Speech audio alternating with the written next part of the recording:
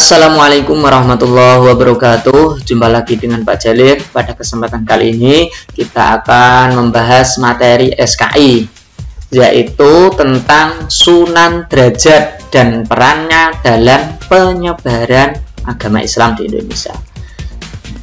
Sebelumnya sudah kita bahas 4 sunan, yaitu Sunan Gresik, Sunan Giri, Sunan Ampel, Sunan Bonang. Sekarang kita pada Sunan Derajat. Oke, langsung saja kita bahas pada pertemuan kali ini. Biografi Sunan Derajat. Sunan Derajat ini memiliki nama yaitu Raden Kosim. Beliau adalah putra bungsu Sunan Ampel dengan Nyi Ageng Manila. Sunan Derajat lahir pada tahun 1470 Masehi.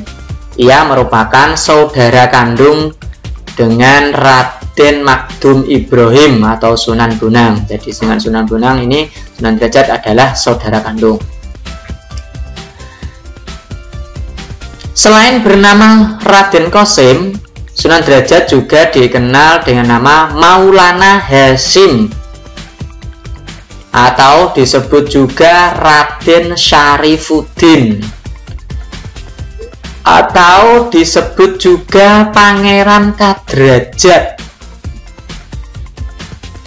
dan sebutan lainnya lagi adalah Sunan Mayang Madu. Nah, sebutan ini diberikan oleh Raja Demak, yaitu Raden Fatah. Ibunya berdarah Jawa sehingga membuat pengetahuannya tentang bahasa, sastra, dan budaya lebih dominan bercorak Jawa. Ini adalah biografi Sunan Derajat. Menginjak usia sekolah, ia belajar langsung kepada Sunan Ampel, ayahnya. Kemudian Sunan Ampel mengirimnya ke Cirebon untuk memperdalam ilmu agama kepada Sunan Gunung Jati. Kepergiannya nyantri di Cirebon mempertemukan dengan sang istri Dewi Sufiyah, putri Sunan Gunung Jati. Setelah menikah dengan Dewi Sufiyah, Raden Kosim tinggal di Kadrajat sehingga disebut Pangeran Kadrajat atau Pangeran Derajat. Setelah beberapa tahun berdakwah di Kadrajat, Sunan Derajat kembali ke Ampel Denta. Namun, ayahandanya meminta menyebarkan agama Islam di pesisir barat Gresik, yaitu di Kecamatan Paciran, Lamongan.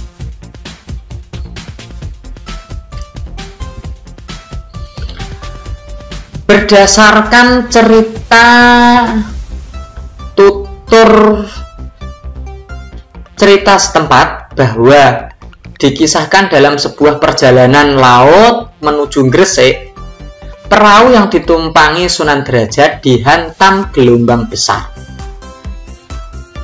Kemudian perahu tersebut pecah di tengah-tengah laut. Dengan pertolongan Allah, Sunan Derajat ditolong oleh ikan cucut dan ikan talang, sehingga sampai mendarat di sebuah tempat bernama Jelok atau desa Banjarwati. Kemudian kedatangannya pun disambut baik oleh sesepuh kampung yang bernama Kiai Mayang Madu dan Mbah Banjar. Ia pun mengajar dan menikah di Jelok. Kemudian mendirikan surau sebagai tempat mengaji dan mengajarkan agama Islam. Beliau juga mendirikan sebuah pesantren, yaitu pesantren Dalem Luhur. Nah, pesantren Dalem Luhur inilah yang berada di Desa Derajat, Kecamatan Paciran, Kabupaten Lamongan, Jawa Timur. Ini yang menjadi pusat penyebaran agama Islam oleh Sunan Derajat, yaitu di pesantren Dalem Luhur. Hampir seperti sunan-sunan lainnya, hampir sama ya. selalu mendirikan pesantren, terus berdakwah dengan lewat seni. Dalam dakwahnya, Sunan Derajat dikenal sosok yang baik dalam berkomunikasi lewat kesenian. Sama kan dengan sunan-sunan yang lain, ya. Para wali lebih suka lewat seni, ya, kesenian. Ia dikenal juga sebagai sosok yang menyukai pertunjukan wayang dan sesekali tampil sebagai dalang, sebagaimana kakaknya yaitu Sunan Bonang. Nah, sama dengan Sunan Bonang, beliau juga gemar melakukan pertunjukan wayang. Nah, lewat seni dan budaya Sunan Derajat menyampaikan ajaran Islam sehingga masyarakat menerimanya dengan baik. Beliau, ya, di usianya yang tua, Sunan Derajat tinggal di dalam luhur, sebuah tempat tinggi arah selatan dari desa Derajat. Disinilah ia menghabiskan masa hidupnya untuk berdakwah. Terdapat sejumlah peninggalan yang terpelihara sampai sekarang. Di antaranya adalah singko mengkok. Nah, singko mengkok ini adalah alat musik gamelan dan beberapa benda lainnya.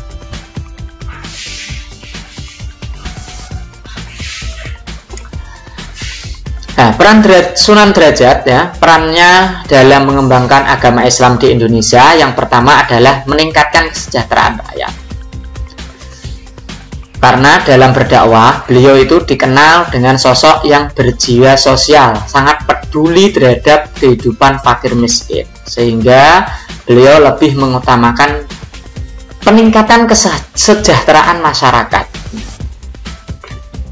Sunan Derajat ini tidak hanya mengajarkan ilmu agama, melainkan juga mengajarkan tata cara membangun rumah, membuat alat-alat yang digunakan untuk memikul orang, seperti tandu dan joli. Ya. Peran yang kedua yaitu menanamkan pendidikan akhlak. Ini, ya, di samping masyarakatnya diubah menjadi sejahtera, dijadikan sejahtera, Sunan Derajat juga menanamkan pendidikan akhlak. Dalam menyampaikan dakwah ini, masyarakat mengenal Pepali Pitu atau 7 dasar ajaran yang mencakup 7 falsafah hidup yang dijadikan sebuah pedoman. Nah, petuah-petuah ini dikenal oleh masyarakat dengan Pepali Pitu.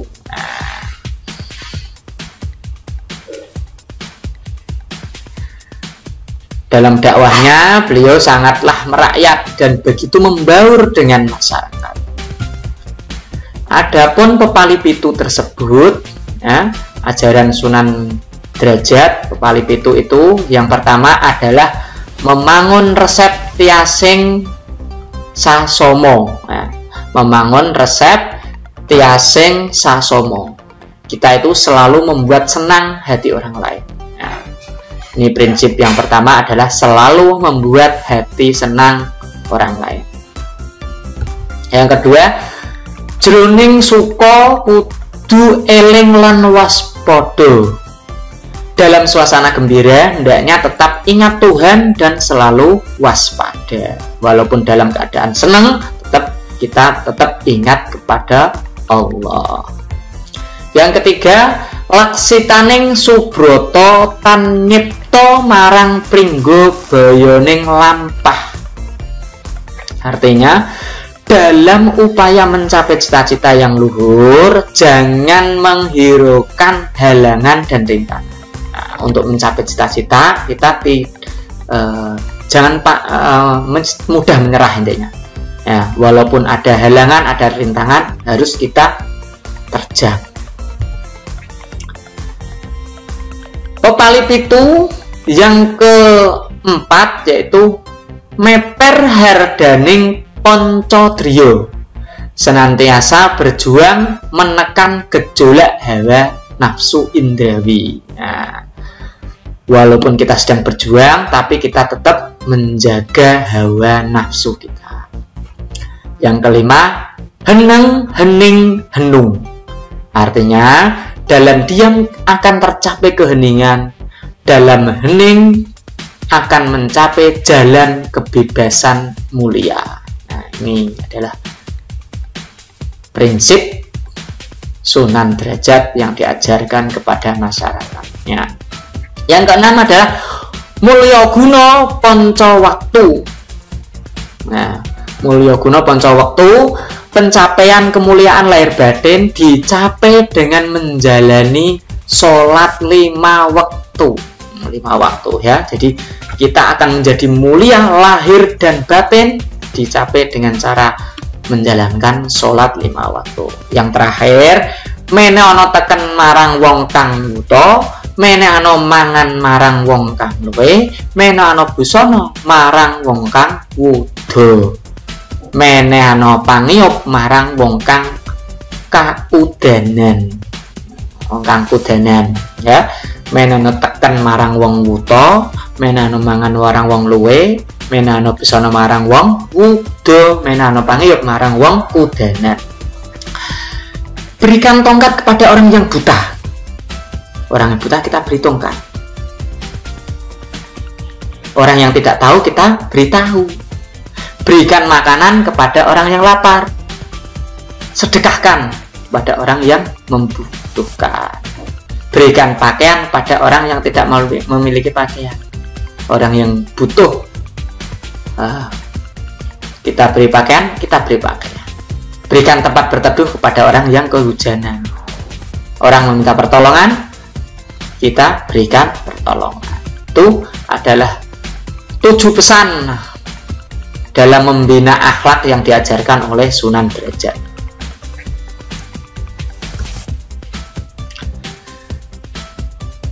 Dalam pribadi Sunan Derajat terdapat beberapa sikap positif yang harus kita ambil sebagai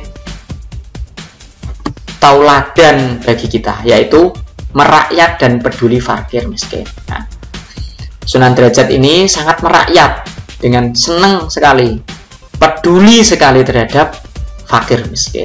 Maka kita harus bisa meniru Sunan Derajat tersebut. Nah, karena dekat dengan rakyat dan kemampuannya untuk berkomunikasi dengan rakyat, maka beliau mengajarkan, mengamalkan ajaran-ajaran Islam, menyebarkan ya, bisa diterima oleh masyarakat karena merakyat tersebut. Yang kedua adalah seniman yang mendidik. Dakwah lewat seni wayang serta menciptakan tembang mocopat pangkur ya. Sunan Derajat juga menciptakan sebuah tembang, yaitu tembang mocopat yang bernama Pangkur ya. Tembang Pangkur ini yang menciptakan adalah Sunan Derajat. Nah, di samping sebagai dalang, beliau juga menciptakan tembang Pangkur. Berdakwah dengan arif dan bijaksana. Nah, ya. Sunan Derajat ini dalam menyebarkan agama Islam tidak langsung menghilangkan tradisi-tradisi yang sudah ada di masyarakat tersebut. Tapi Sunan Derajat mempertahankan tradisi yang sudah ada di dalam masyarakat tersebut selama tidak bertentangan dengan ajaran Islam.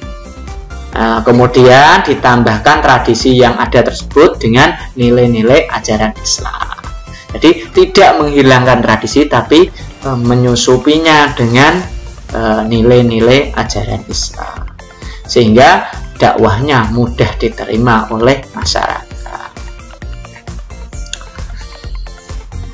Nah, ajaran agama Islam ini disampaikan dengan kalimat-kalimat sederhana dan dipahami serta dijalani masyarakat. Nah, kedekatannya dengan masyarakat ini didukung oleh kemampuannya dalam menyampaikan dakwah lewat kesenian wayang. Di samping itu, ia juga dikenal mengubah sejumlah tembang dalam menyampaikan falsafah kehidupan masyarakat. Sekali ia tampil sebagai dalang. Ketika sebagai dalang, ia menyisipkan dalam dakwahnya tersebut. dengan menyebarkan agama Islam lewat pertunjukan dalamnya tersebut. Sampai pada akhirnya beliau wafat di tahun 1522 Masehi, kemudian dimakamkan di Desa Derajat, Kecamatan Paciran, Kabupaten Lamongan, Provinsi Jawa Timur. Demikian sejarah singkat tentang Sunan Derajat ya, dalam perannya mengembangkan agama Islam di Indonesia. Demikian pertemuan kali ini. Terima kasih atas perhatiannya. Sampai jumpa lagi. Saya akhiri. Assalamualaikum warahmatullahi wabarakatuh.